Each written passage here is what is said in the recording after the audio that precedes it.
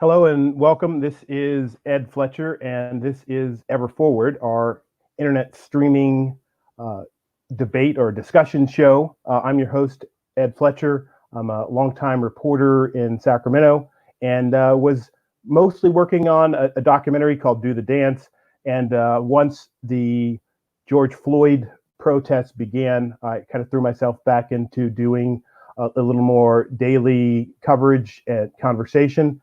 Create a Patreon, and I've been doing videos almost every day about race, justice, mostly based here in Sacramento. So today is my guest is Katie Valenzuela. She's the Councilwoman-elect for District 4. I'm super excited to have her on, and that she accepted. So if you're watching this, we got a few more minutes before we're going to bring her on, or just a few more seconds before we bring her on, but please do share this stream to whatever Facebook feeds or places you are. This will also be streaming live on YouTube, and we'll be sharing it on Access Sacramento. A quick commercial for Access Sacramento before we bring Katie on, and I'll bring out my hardware. I was the programming chair of Access Sacramento for 8 years, and this Thursday was my last as the programming chair. So I'm now kind of going into a different mode of creating my own programming, and I will still continue to encourage people to use that platform to share your content. Go to accesssacramento.org, and it's excitingly easy and cheap to upload your content to its servers and share your content on Sacramento's cable channels, and you can also share it on your own platforms as well, which is what we're doing. All right. I'm using the StreamYard application to do this if you're curious, and allows me to pop up these banners and such. All right, with no further delay, let's introduce Katie Valenzuela. Hello, thank you for having me. Hey, welcome to the show. Happy Saturday. Or just another Happy day. Saturday. You're doing different work instead of the work you were otherwise doing in your house, yes. Yeah, for a lot of us who are not leaving the home much, the days are coming and get blurred a little bit. How is your work doing? Are you working from home, or what's life like for you? Yeah, I work from home, spend a lot of time on Zoom, as many of us do. And I'm lucky, blessed that my job has been able to keep me on full time, and that we've just been able to move remote for our advocacy work. So, and then obviously spending my spare time talking to folks about city council stuff. So I'm lucky. So you were elected in March, but you don't take office till December. What's this time like now as you're kind of a quasi-public figure? Well, you're a public figure, but not really with the responsibility yet of trying to get the votes to make this pass. I would almost say it's more like a public figure without the resources, because I definitely feel a responsibility to be active right now, especially with everything going on. So it's very surreal. I mean, less than 2 weeks after the election, we went into shelter in place. So there was no real opportunity to celebrate or to meet with folks or to build relationships with folks. So it's been a lot of phone calls, trying to get to know people, get to know the issues, doing a lot of research. And yeah, since the protest began and with the curfew and everything going on in Sacramento, I've been pretty active working with folks on projects to deal with that. Okay, I want to get to the good stuff, your thoughts on the George Floyd protests. I mean, not just about George Floyd, but the protests in general, and how we make our budget shape reflect our values. But there's a lot of people who are just now meeting you. So I wanted to give you an opportunity to introduce yourself. As I was telling you before we came on, that my first introduction was you, and it was in yard signs. And I was like, who is Katie? And I think she might win this. Where did you come from? How did you have the gall to take on a incumbent? Well, I came from Kern County. I came here to go to school at Davis. I actually have my bachelor's and master's in community development from UC Davis. So moved over here when I was in grad school, and the housing in Davis was already crazy expensive. And back then, you could get an apartment in Midtown for $600 a month. It was the dream, right? 11 years ago, it was still really affordable. And yeah, just fell in love. And a lot of what we did in our program was get involved in community work. So I was working with the Sacramento Housing Alliance and their coalition on regional equity and different housing issues and all sorts of stuff, and just really fell in love with the community here, the activism community here, and that's been my career ever since. So I'm very much been a behind the scenes person. I'm like not that person who, as an organizer, your job is to try to lift up the voices and to create the space for folks. So I think, folks who knew me really well for a long time, and a lot of other folks were like, oh wait, you were the one who helped with the urban agriculture ordinance. Wait, that was you over there with this other thing. So it was cool to see folks put that together and get excited about my candidacy when I declared. But I mean, really the goal, I tell everybody that, nobody should run unless you have a really strong why. And I had a really strong why that I wanted to run. I mean, at the end of 2018, we still didn't have any solution to rent stabilization, right? If you remember back then, the ballot measure had qualified, but the council wasn't moving. They were proposing things like non-binding mediation between tenants and landlords. And as a renter, I knew that wasn't sufficient. I had a few encounters with unhoused individuals who that just brought me to tears. What you're seeing when you live and work downtown, it's easy to not see it. One of my neighbors said that to me once. You kind of get used to just trying not to see it, but when you really see what's happening with folks on our streets, it's really awful, really heartbreaking. And yeah, I just felt like it was time that if I wanted change to happen, I was going to need to change the conversation. And this was how I decided to do it, was to take a jump, a leap of faith. And I had no idea that I would win. I knew I had no money. I knew that I probably wouldn't have any support from folks. And, people would be a little scared to back me, but I had a strong group of folks who were organizers and rabble-rousers with me for years, who had my back and gave me the courage to step up, step forward, step off that cliff. So you went without having endorsements, or did you have a few endorsements before you declared? I had no endorsements when I declared. I had no money. That's the other thing. I remember when I first decided I wanted to run, everyone's like, great, well, lend yourself like $10,000. Maybe you can borrow from your family, $10,000. And I was just like, my family lives in Kern County. Like, I'm not going to ask them for $10,000. They would laugh me out of the room. So we had to really figure out how to start without any real support, financially or otherwise, and really used my tools as an organizer, a lot of small dollar donors, a lot of creative digital and online stuff that doesn't cost much to get the word out, to start mobilizing supporters, and it worked. Well, congratulations. I know there are a lot of people that dream of being on city council or think about making a change, but don't have the wherewithal to build a team to do it, or don't even dream that they can knock out an incumbent, because it's so rarely done. So it's encouraging for people to dream about taking on whatever challenges in their way. Yeah, I think. So oh, sorry. I was just go ahead. It's like, being authentic is just so important, and it really has to be.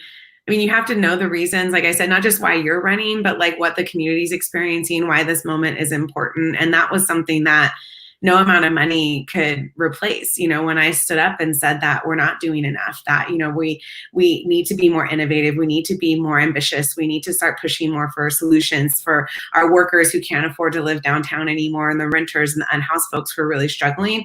That spoke a truth to a lot of people in the community that really distinguished me from the incumbent. And so you find that right moment and you're true to yourself, and people tend to really gravitate towards that. You can't fake authenticity. And so when I just was honest about what I saw and what I felt, I was surprised, honestly, to see how many folks started gravitating towards the campaign. So that's the best advice I could give someone who's considering that. But definitely think it through, because it was not a small task, and I was lucky for the support that I ended up getting in the end. Mm-hmm. So when you get to governing, it's one thing to have kind of the gravitas of just winning an election. It's another thing to muster the votes to affect a change. And I want to talk about your proposal there and these other proposals to defund the police to a certain level. But first, I want to just get your thoughts about the Justice for George Floyd protests and how that, both the incident there and how that played out in Sacramento.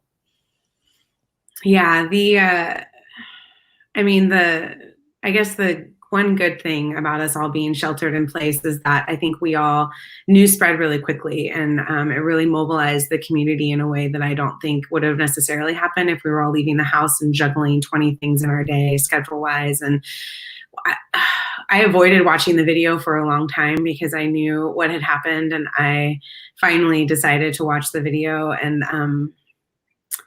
those words, those images are going to haunt me for the rest of my life. Every time you see another video of another Black man being killed by law enforcement, it's just so awful and totally preventable and really just should never happen.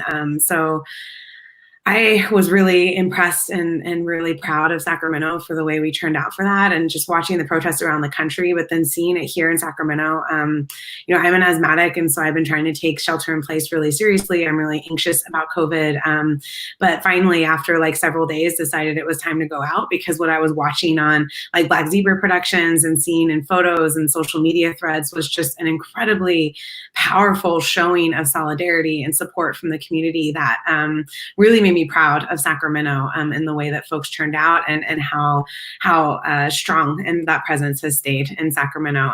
But I do think one reason that I kept talking to folks, because I heard a lot of local electeds in those early days say, well, he wasn't killed here. He was killed on the other side of the country. I don't really know what we can do about that. And I think what really struck me was that I felt those folks really missed the point. It was about George Floyd, but it was also about Stephon Clark and Joseph Mann and just all of the people who we've lost here, and the experience that the Black community has right here in Sacramento. There's a reason that those protests gained as much momentum as they did. Yes, it was about George Floyd, but it was also about what his death represented in our society as an issue that we still have not really dealt with in Sacramento to the degree that we need to. So, the pressure and the organizing that's happening, the stuff that's still happening right now, gives me a lot of hope that, maybe this is the moment when we'll finally start to get it right in Sacramento. Still a lot to be seen, but I'm hopeful. This protest made me hopeful. Yeah, that's one emotion that I'm struck with when I'm out there as well, especially how multicultural they are. They really reflect Sacramento and California to a large degree, and I think that makes it harder for the ruling class to rebuff all the arguments and to totally dismiss what's happening out there. So talk about how you turn the protest into something positive for the city of Sacramento. Yeah, I think trying to capture that energy and direct it to the policy change that we know happening is what we're in the midst of right now in this moment. And we've already seen some early victories, which are exciting. This week, Sac City Unified School District voted to end their contract with Sac PD. They joined Oakland and other large school districts and said that we're not going to have police in schools, which was a huge step. It was a multi-year campaign that finally was successful. And thanks to the work of so many students and parents who've been organizing for years around this issue.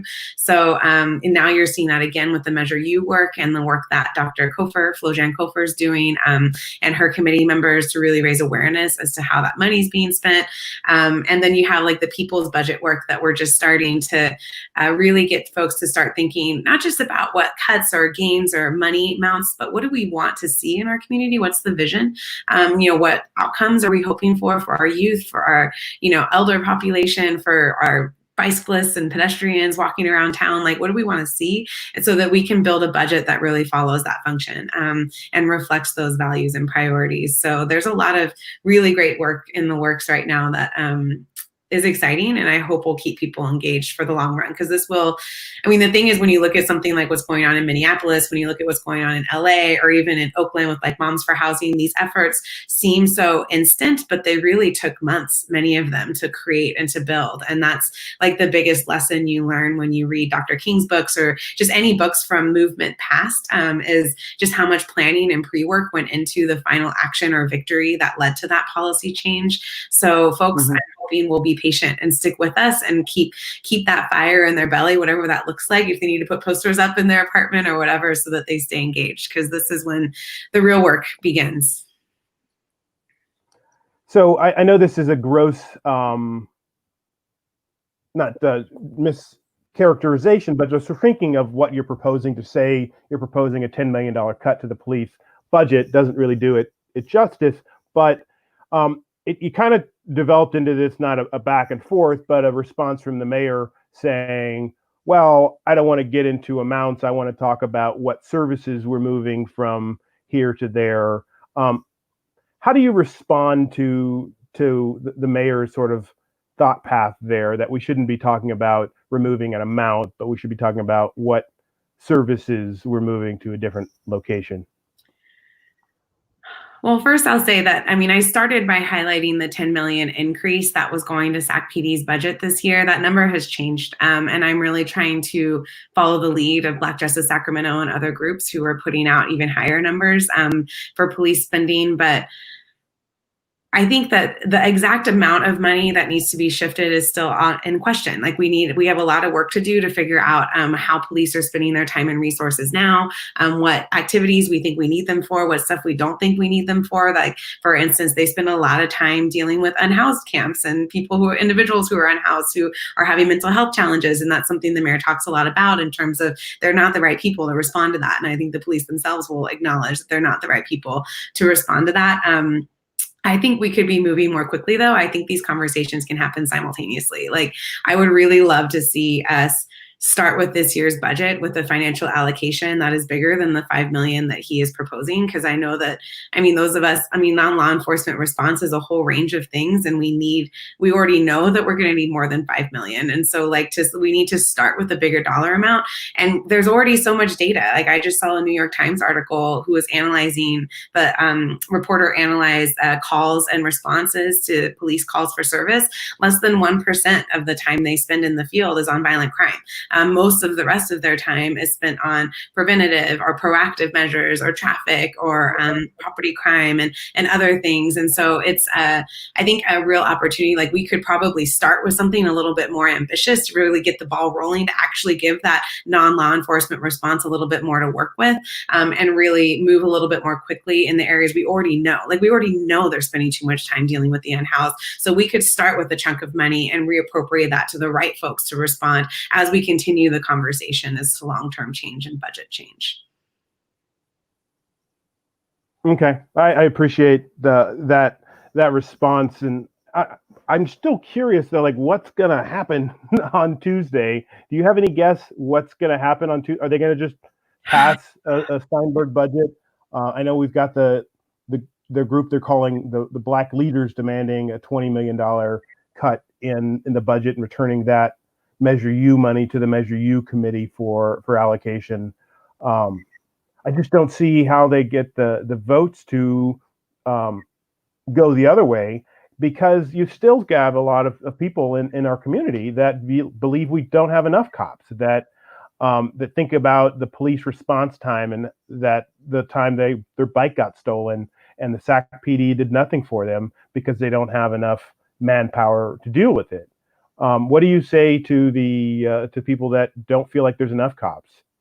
I mean, this is a function of them doing too much. We have the police department right now serving a whole range of functions. And I think, like, the SROs at Sac City Unified Campuses are a great example. Like, they're not counselors, they're not mediators. They're not the people who come in to try to help figure out. They're not the peacemakers who are former gang members who can go out and really try to prevent shootings from happening, like models like Advanced Peace do. I mean, there's we're asking them to do too much, and a big part of asking them to do too much is then they're less available for the things that they need to be there for. I had a friend who told me a story about someone driving their car into her garage. So drove through the garage door to break in, was taking stuff out of her garage. She's on the phone with the police and they're like, oh, well, file a report on the website. And she's like, but they're literally like, they're there right now. Can't you send somebody over to like try to get them before they leave with all of my stuff? And they didn't have the resources for that. And so that's part of this conversation that when we think about the function of the police department, like we're spreading them out too thin. We're using them for things that they don't have a job, like they don't have training for. And that's not making them available for the stuff that they need to be available for. And we've all heard those stories. I had a heartbreaking story of a Chinese elder in Southland Park who had a violent home invasion. People broke into his house, laid on top of his 90-year-old mother to keep her quiet and still while they robbed the house and left. And the police did not come for several hours. And like, he's furious about that, as he should be, because he doesn't feel safe. And so we need to ensure that the police have the resources to do what they need to do, but that they're not spending time and resources on the things they don't need to be spending time on, and that we actually have solutions for that. I had a woman contact me, a pregnant woman in the district, a friend of mine that I know from my day job. She reached out. She was threatened by an apparently unhoused individual outside of the post office, felt really unsafe. It was a very bad encounter. And all she could do was call the cops. And all the cops could do was move him along, or like try to cite him if they saw him do something. But he was just going to come back the next day. And she knew that. And she was frustrated by that. And I'm like, well, I'm frustrated by that too. Because that's like, there should be mental health professionals we could send out for that. There should be mental health beds that man can go to if he needs services, because he's clearly posing a danger to himself and others right now and needs some help.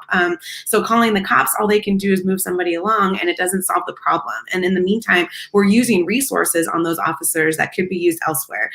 So that's, I think, part of the conversation that I want to have is like, how do we free up and reallocate resources in a way that makes more sense to meet the needs that exist in the community, and rather than just continuing forward a budget number and rolling forward every year and increasing every year without really talking about outcomes or impact.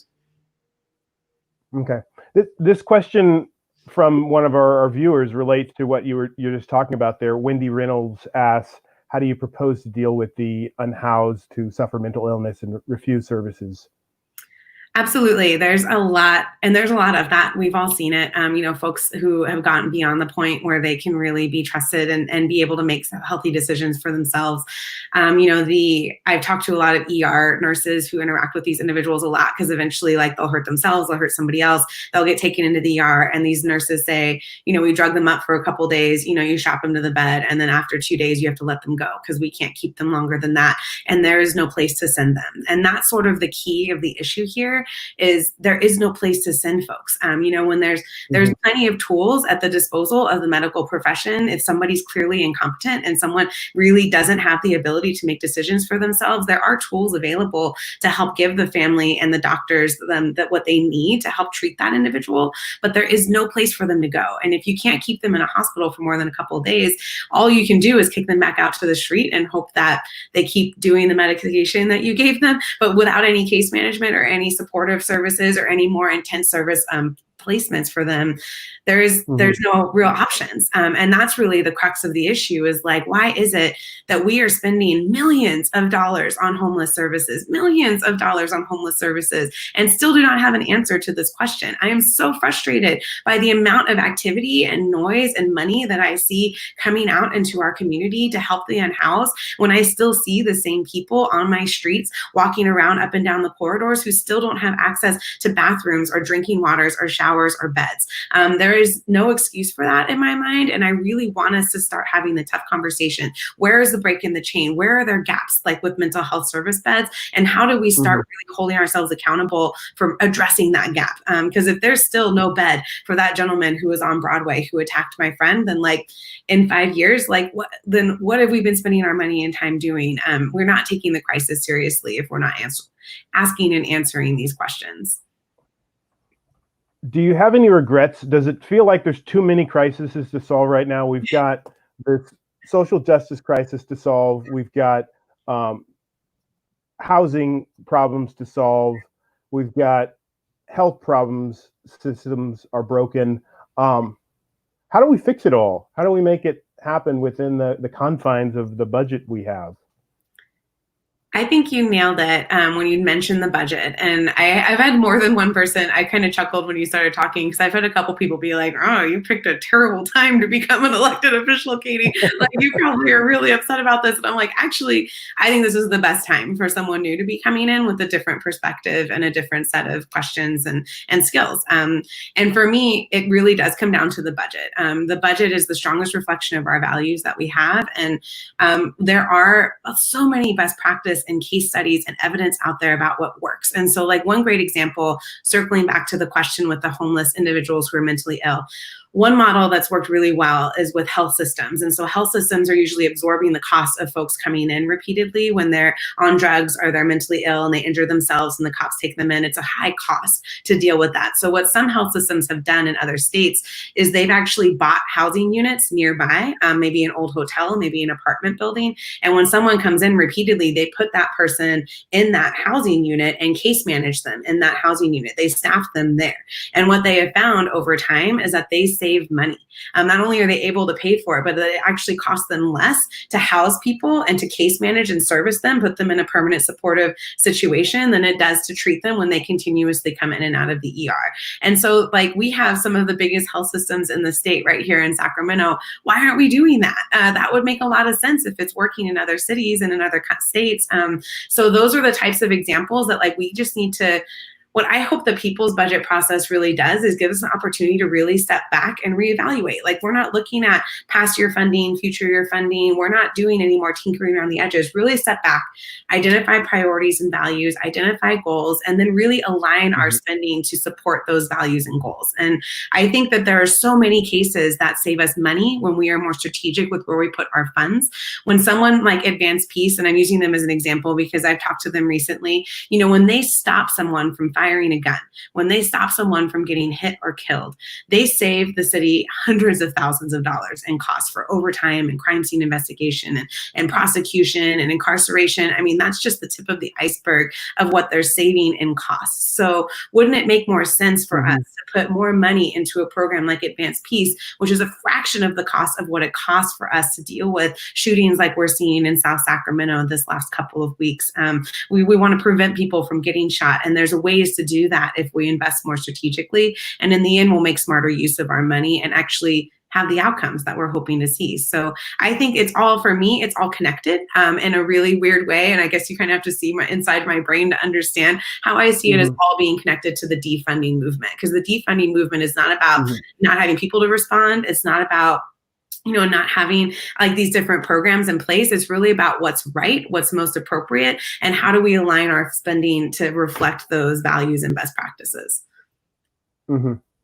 Yeah, I think what you're talking about fundamentally speaks to what the goal of defund the police, and not necessarily zeroing out the police budget, but how do you reallocate those funds more smartly, and the basic theory that more cops doesn't mean more safe, and that if you spent that money on something else, you'd be better in the long run, as long as those things create jobs and equality and housing and opportunities for people.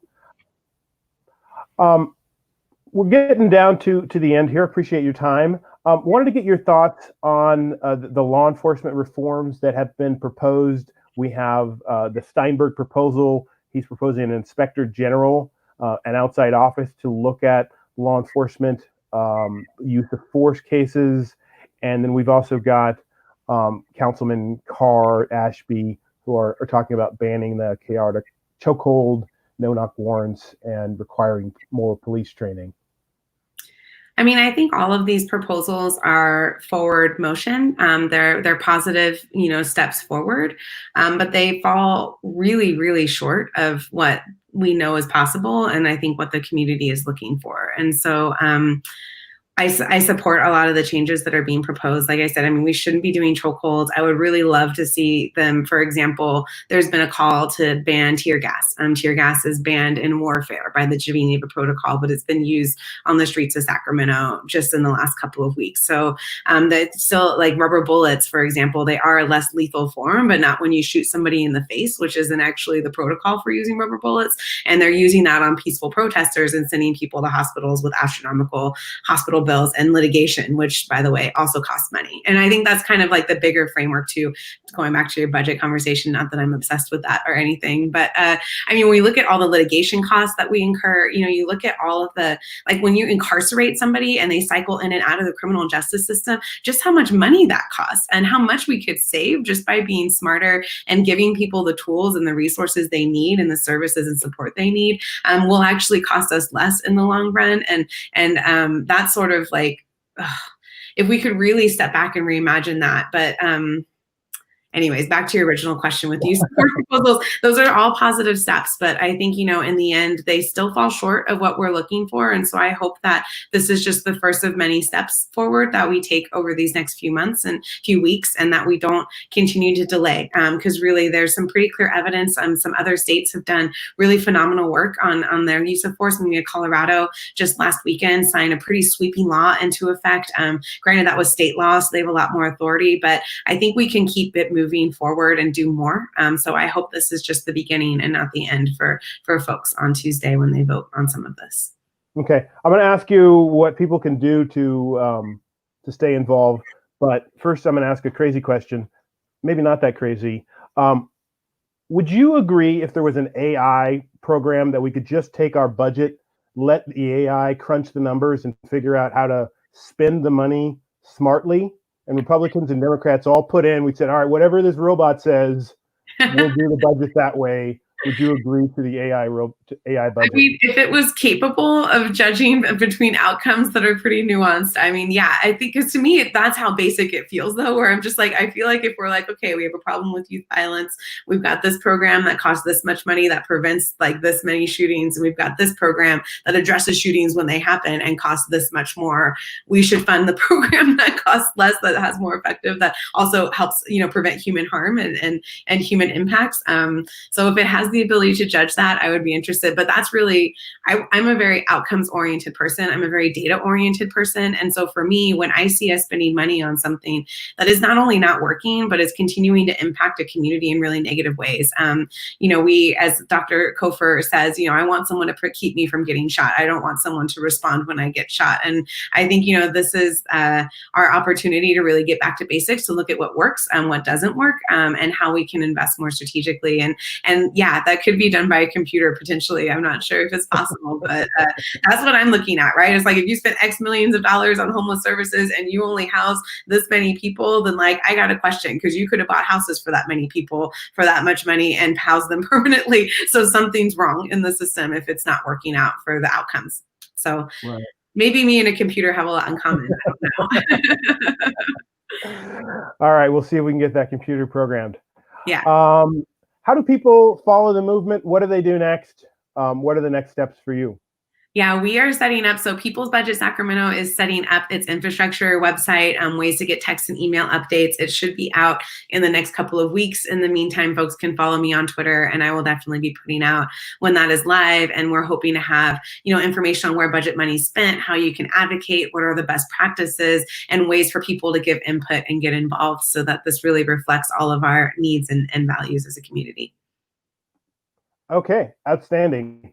Well, I appreciate you visiting here and this conversation. This has been fun. Yeah, thank you for having me. Yeah, thank you for doing it. You can follow me on social media. I'm News Fletch on Instagram or on Twitter, Perpetual F on Instagram, and Ed Fletcher on YouTube. I also created a Patreon so you can support independent journalism such as this. Thanks for joining us, and we'll see you next time. Ever forward.